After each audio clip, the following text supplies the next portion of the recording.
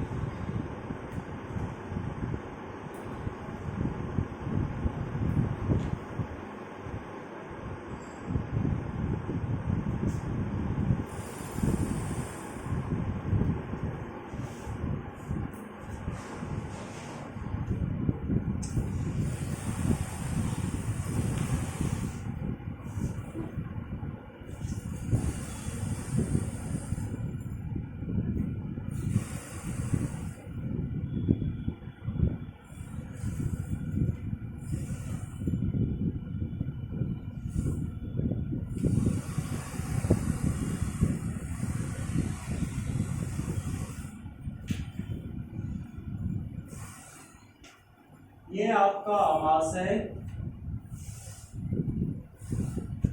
ये यकृत, पित्ताशय,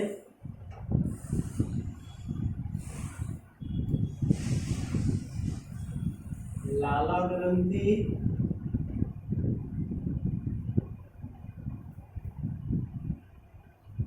मुख, गुहा,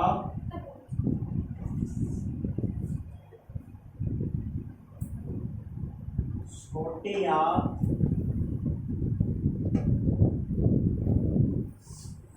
बड़ी आंत,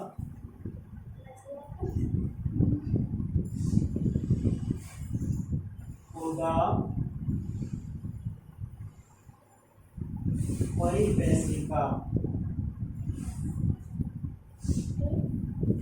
यहाँ पे ध्यान देना है कि यहाँ से जो हम मानव जगत की कोई भी जीव जब यहाँ से भोजन को ग्रहण करते हैं, यानी अपने मुंह गुहा में जब भोजन को ग्रहण करते हैं, तो इसके साथ जीवा के साथ लाला ग्रंथि से लाला रस निकलते हैं। कौन से रस? लाला रस निकलते हैं। ये लाला रस जो होता है वह एक एंजाइम कहलाता है। इसमें एक एंजाइम पाए जाते हैं जो टाइलिन के नाम से जाना जाता है। किसके नाम से जाना जाता है? टाइलिन एंजाइम के नाम से जाना जाता है। ये एंजाइम भोजन के साथ मिल जाते हैं और मिलने के साथ ये भोजन के शर्करा को यानी शुगर को पचाना शुरू कर देता है। किसको पचाता है? शर्करा को पचाना शुरू कर देता है। कौन पचाते हैं? तो टाइलिन पचाते हैं। किसको? शर्करा को पचाना शुरू कर देता है। उसके बाद जो भी भोजन बच जाते हैं वह भोजन को पुनः फिर एलिमेंट्री कैनाल यानी आहार नल के माध्यम से आहार नल के सहारे, ये आहार नल जो है कर्माणु कुंचन होते हैं, सिकुड़ते हैं, फैलते हैं। इस तरह से ये भोजन फिसल कर धीरे धीरे कहाँ आ जाते हैं? आमाशय में आ जाते हैं। ये भोजन का एक स्तर बन जाता है, यानी भोजन इस जगह पे स्टॉक हो जाते हैं। भोजन इस जगह पे स्टॉक होते हैं। उसके बाद हमारे जो ये जठर ग्रंथि है, आमाशय के चारों ओर के अंदर की भित्ति में एक ग्रंथि होती है जो जठर ग्रंथि कहलाती है। जठर ग्रंथि से हाइड्रोक्लोरिक अम्ल, जठर ग्रंथि से हाइड्रोक्लोरिक अम्ल HCl और पेप्सिन,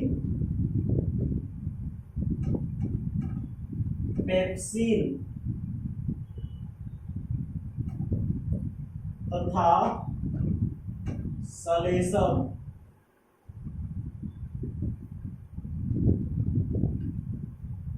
स्रावित होते हैं। यहाँ पे HCl जब पचे हुए शर्करा के पचने के बाद जो बचा हुआ भोजन रहता है आमाशय में, उसके साथ ये मिल जाते हैं। उस भोजन के साथ मिलने के साथ ही उसके जो ऊपरी लेयर है वह भी सड़ जाते हैं। उसके बाद ये पेप्सिन भी मिलते हैं। जहां तक भोजन को सके वह प्रोटीन को पचाने का कार्य एंजाइम करना शुरू कर देता है, तथा ये जो सलेशन होते हैं ना, ये सलेशन क्या करते हैं, यहाँ से जो HCl यानी जठर ग्रंथि से जो HCl निकलते हैं, इस HCl से स्टोमेक के लेयर को बचाने का कार्य सलेशन करते हैं यानी म्यूकस करते हैं। ठीक है, तो म्यूकस क्या करते हैं, हाइड्रोक्लोरिक एसिड से अमाशय के स्तर को बचाने का कार्य म्यूकस करता है। उसके बाद पुनः भोजन का जो सोर्स है वह भोजन का सोर्स छोटी आंत यानी आंत में प्रवेश कर जाते हैं। आंत में प्रवेश करने के बाद आंत में आने के साथ ही पित्ताशय से पित्त रस शामिल हो जाते हैं। पित्ताशय से कौन से रस, पित्त रस शामिल हो जाते हैं और भोजन के साथ मिल जाते हैं। जब ये भोजन के साथ मिल जाते हैं तो यह भोजन को क्या कर देता है, पित्त रस मिलने के साथ ही वसा का जो छोटे छोटे वसा जो होते हैं ना भोजन में, क्या होते हैं, भोजन में पांचों ग्रुप पाया जाता है, जैसे वसा हो गया, प्रोटीन हो गया, कार्बोहाइड्रेट हो गया, खनिज मिनरल्स जितने भी सारे हैं सारे पाए जाते हैं। इसमें वसा को जो है पित्त रस क्या कर देते हैं, ये पित्त रस वसा के छोटे छोटे खंड में बांट देते हैं यानी खंडन कर देते हैं, वसा को खंडित कर देता है। और जितने सारे अग्नाशय से, यहां से क्या निकलते हैं, अग्नाशय से अग्नाशयिक जूस निकलते हैं। इसमें से क्या हो जाता है, अग्नाशय से अग्नाशयिक जूस क्या क्या निकलते हैं ये देख लीजिए। अग्नाशय से निकलने वाले ट्रिप्सिन, लाइपेज और भी पाचक एंजाइम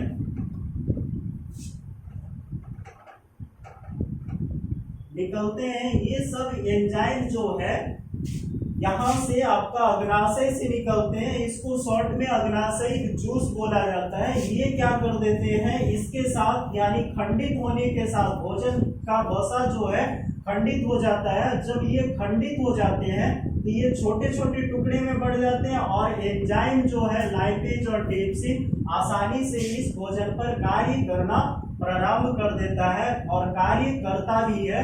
यहाँ तक अब जो है छोटी आंत में छोटी छोटी दीर्घरोम पाए जाते हैं।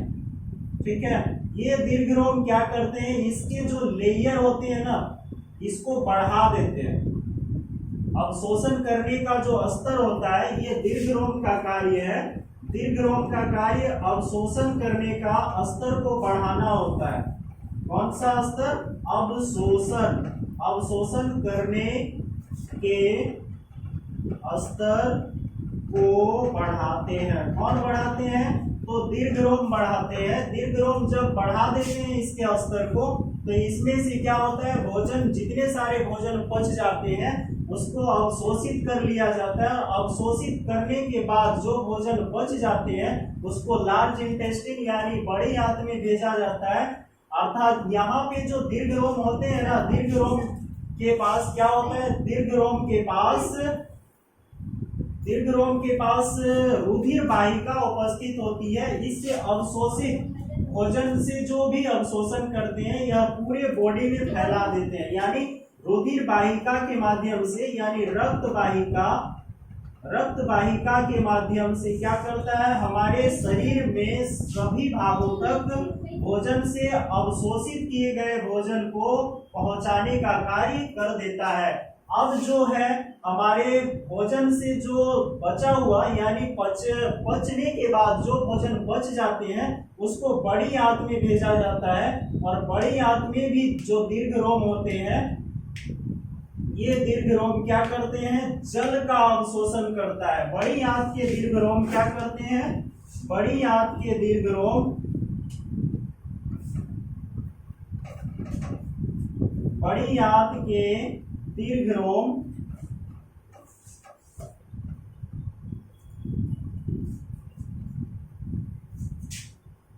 भोजन बचे हुए भोजन से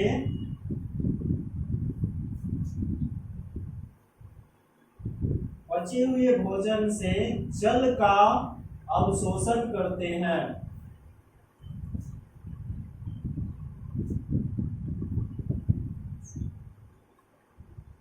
जब ये भोजन अवशोषित हो जाता है, यानी इस भोजन से जल का अवशोषण हो जाता है, उसके बाद यह क्या होता है, नियंत्रित कोशिका यानी गुदा द्वारा हम उसे बाहर कर देते हैं। इस विधि से हम क्या देखते हैं कि इस विधि से हमारे मानव जगत में जो भोजन का पाचन की क्रिया होती है, यह पाचन की क्रिया कंप्लीट हो जाती है और यह पुनः चलता ही रहता है जब तक आदमी मर नहीं जाता है, तब तक ऐसी क्रिया उसके साथ चलती ही रहती है।